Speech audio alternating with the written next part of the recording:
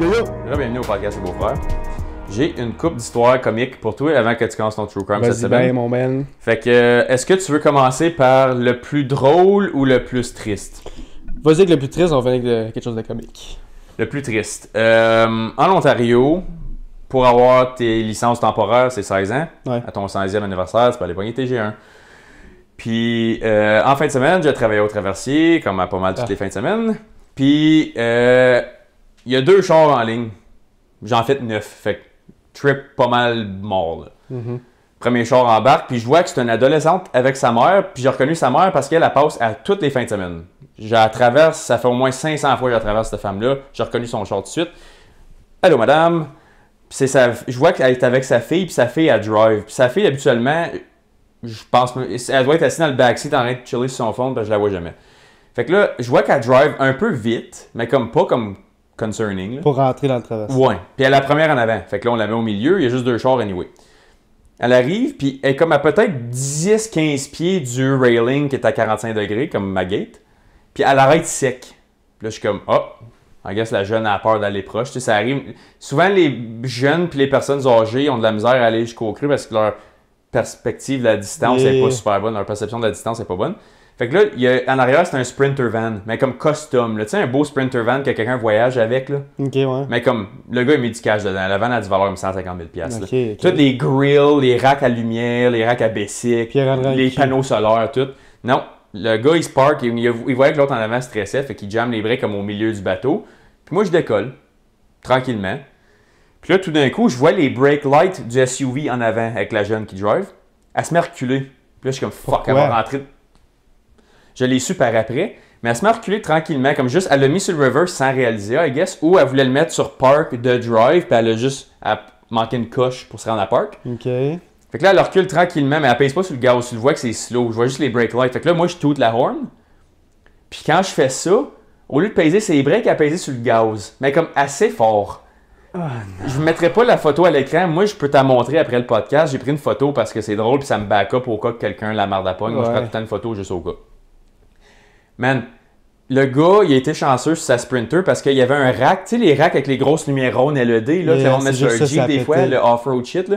Il y avait ça en avant de sa plaque de licence. Okay. Juste en haut, puis elle a reculé fort dans ce rack à lumière-là. Ça a quasiment pas fait de dommages parce qu'il y avait comme un grill de métal par-dessus. Fait que ça a juste scratché un petit peu. Mais elle, sa porte automatique en arrière, c'est un RAV4 défoncé de comme 6 pouces. Puis le genre de petit plastique qui tient ça, il a tout décollé à terre, il a cassé en 4, genre. T'as-tu demandé à la fille pourquoi elle a reculé de même? Non, parce que... Mais l'affaire qui m'a fait chier de l'histoire, c'est que, le gars, il était super sport, il sort...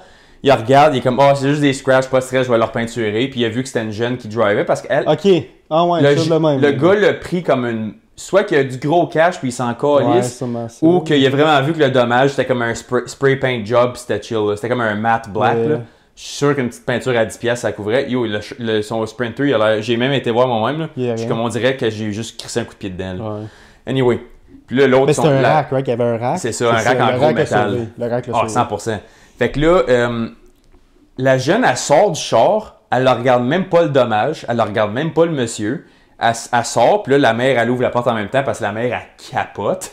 Elle s'en va checker, puis elle est comme, oh my god, excuse-moi, monsieur, je l'entends comme en train de comme capoter.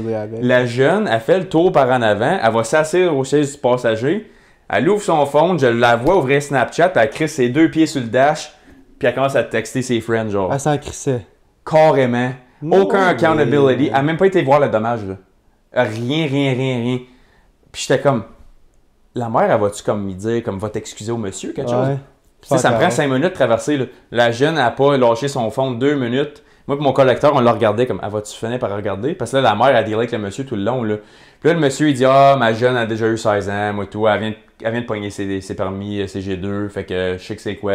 Il n'y a pas de dommage, c'est correct, on s'en reparlera. Pas besoin de pogner vos papiers, whatever. Le gars, moi, ça m'aurait fait chier pour la jeune, genre. Moi, c'était la jeune. Ça a arrêté mon kid. C'est ça. C'était ça. Moi, tout le long, j'étais comme, la mère crie après, ou comme, dit quelque chose. Mais là, la mère est allée dropper la fille chez son père qui restait au Québec, puis la mère, elle a repassé peut-être 2 heures plus tard. Fait que là, elle me reparle, puis elle me compte, j'ai dit à ma fille, quand t'as touté de la horn, elle dit, j'ai dit, arrête. Puis elle a pesé sur le gaz au lieu des breaks.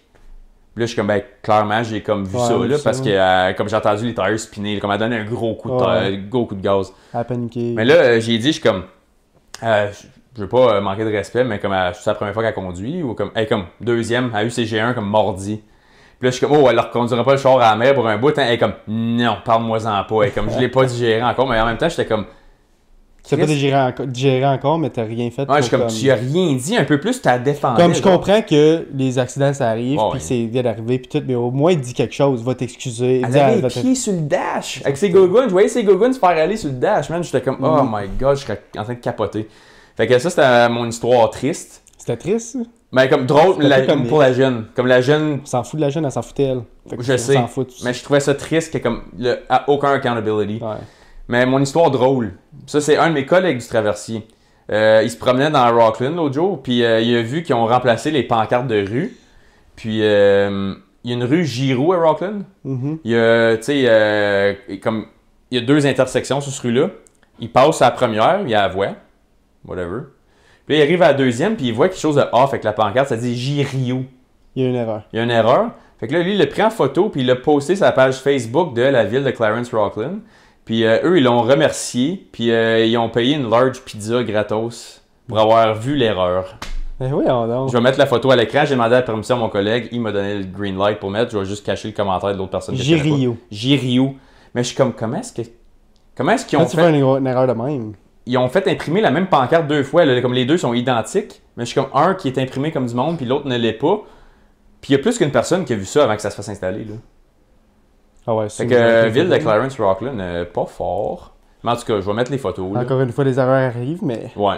Je trouve ça encore plus wax. Puis mon collègue a eu une grosse pizza gratos de la part de la ville d'Ottawa. De Rockland. M'a regardé toutes les pancartes maintenant. Regarde les pancartes, ça se peut que t'aies une pizza. Rockland, Clarence Rockland offre des pizzas, vous autres, qu'est-ce que vous offrez? À Hawkesbury, un shot de Narcan, peut-être? Ah, c'est Hawkesbury, c'est sûr du Narcan. C'est sûr qu'ils donnent ça. 3 portions de Narcan. C'est cool. Fait que ça, c'était mes 2 petites histoires comiques. Nice. De la dernière semaine. Nice. Fait que, on va y aller avec la True Crime de cette semaine. Il était un petit peu court, pas très court, mais je trouve que c'est une super bonne histoire. Pour une fois, c'est une histoire qui finit bien. C'est une histoire d'une survivante. Puis elle a survécu à un serial killer. Oh shit. Qui est très bon. J'ai déjà parlé d'une fille qui avait survécu à un serial killer du train. Mais elle avait mangé une crise de volée. Tu t'en souviens de cette histoire? Ouais, qu'elle était plus consciente. C'est ça, elle était plus consciente, elle voyait plus rien. Puis son chum s'est fait tuer à côté. C'est le premier, ça? Ouais, c'était pas mal dans les premiers 20, mettons, podcasts. Ouais, ça je m'en souviens. Là, je dis pas que ce qu'elle a vécu, c'est moins pire. Elle a vécu des affaires vraiment horribles. Mais c'est beaucoup moins pire que l'autre, mettons. Ok, ouais, parce que l'autre, elle s'est fait battre puis quasiment tuer. Elle s'est pas fait battre, elle s'est pas fait tuer. Puis elle avait pas vu son chum se faire comme dévisager au complet. Là. Elle a vu son chum mourir devant elle. Ok.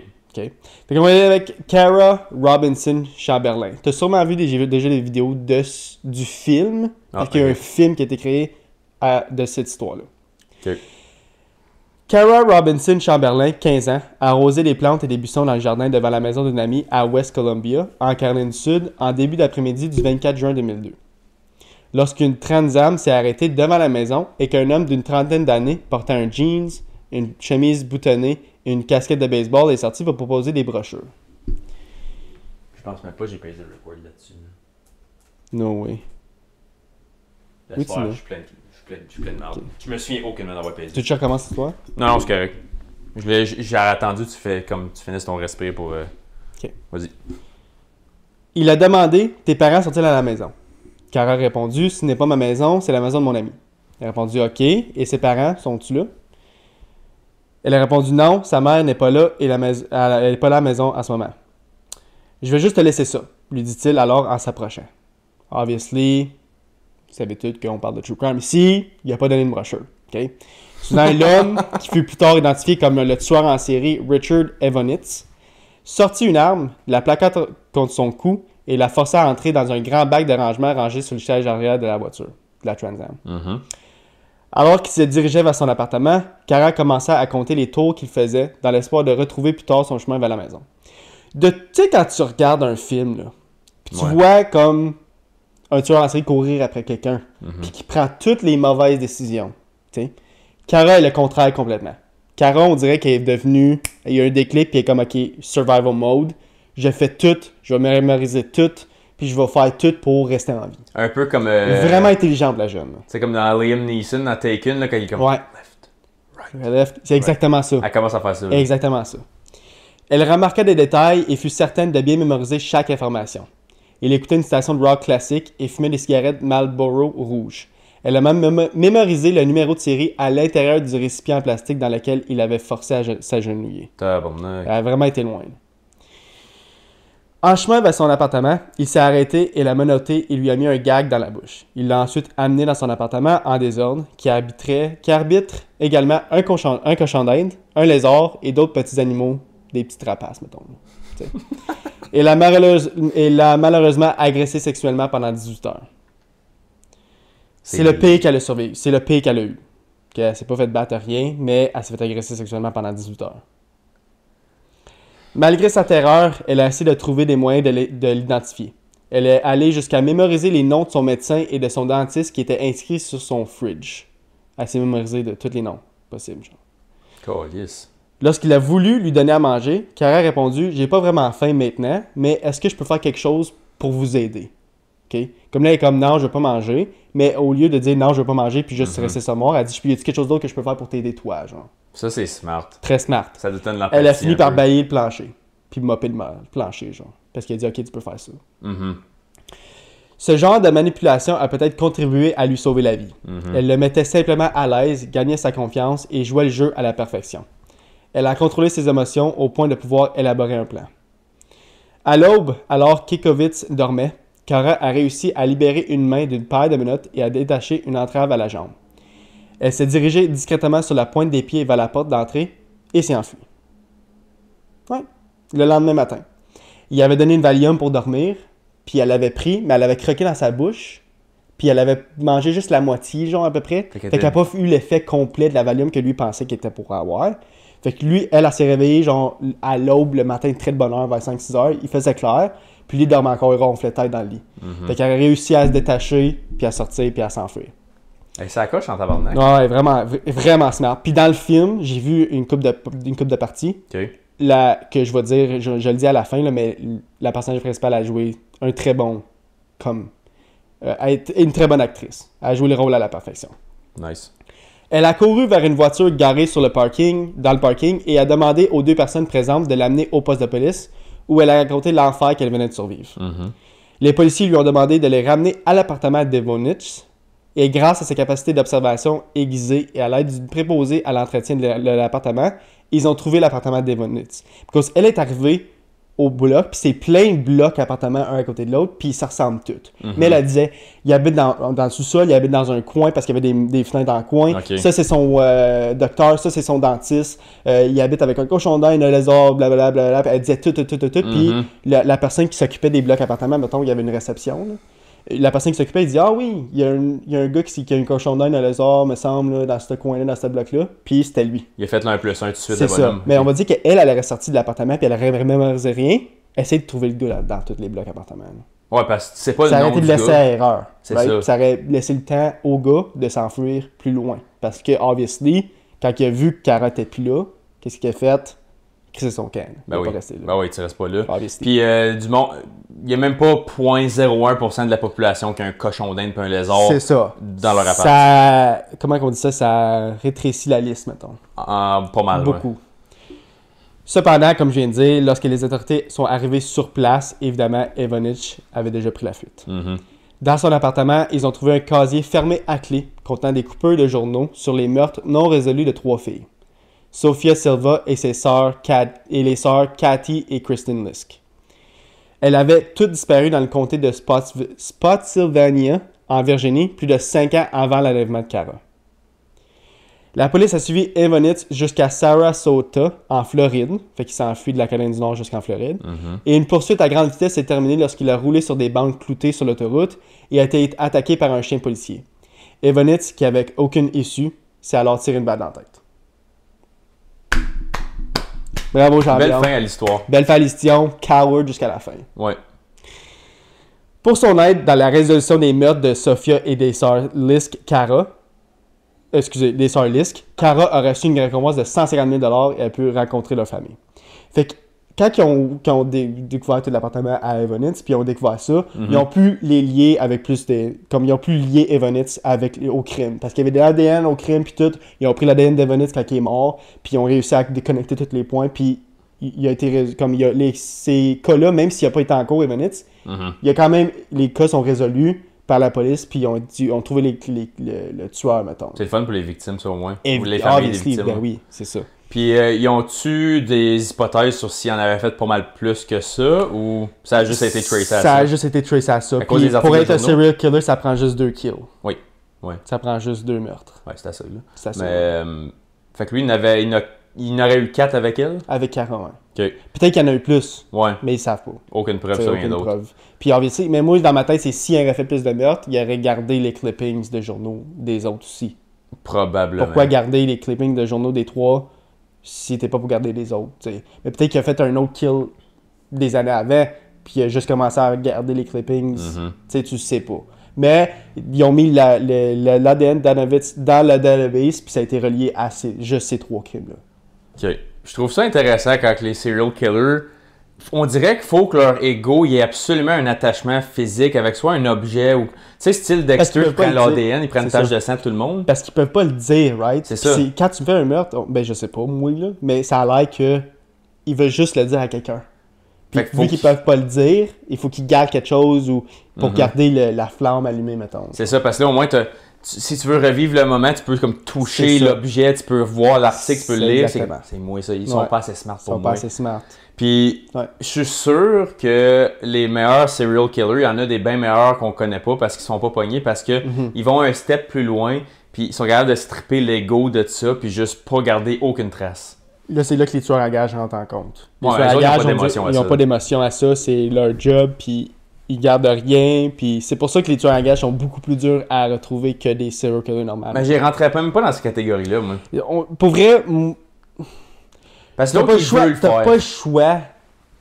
T'as pas le choix de considérer ça des serial killers parce qu'ils tuent beaucoup. Oui, mais c'est pas eux qui décident la victime, c'est pas eux qui veulent cette victime-là. Eux autres, c'est juste comme non, I got a job to do, pow pow.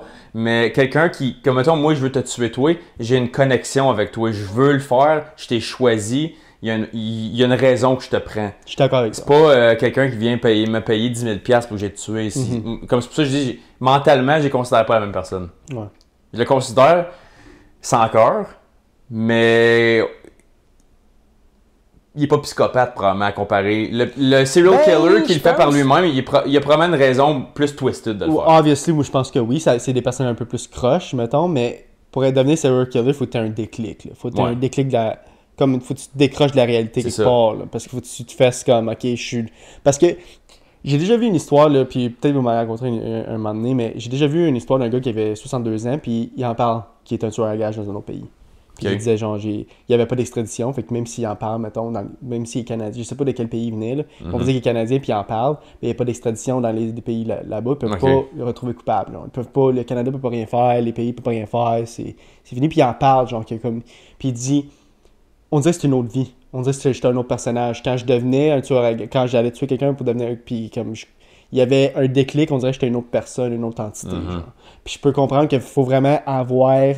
Puis je suis d'accord avec ça. Je pense vraiment qu'il faut que tu aies un déclic. Que vraiment que tu deviennes quelqu'un d'autre. Ah, il faut. Puis quand tu reviens à ta vie normale, parce qu'il y a une famille, là, des enfants, puis tout. Là. Puis il dit, tu sais, éventuellement, j'ai sorti de ça pour eux. Mais il dit, si j'aurais été tout seul, j'aurais continué à le faire. Ça, pour moi, il n'y avait pas de sentiment à ça. Puis c'était juste de l'argent.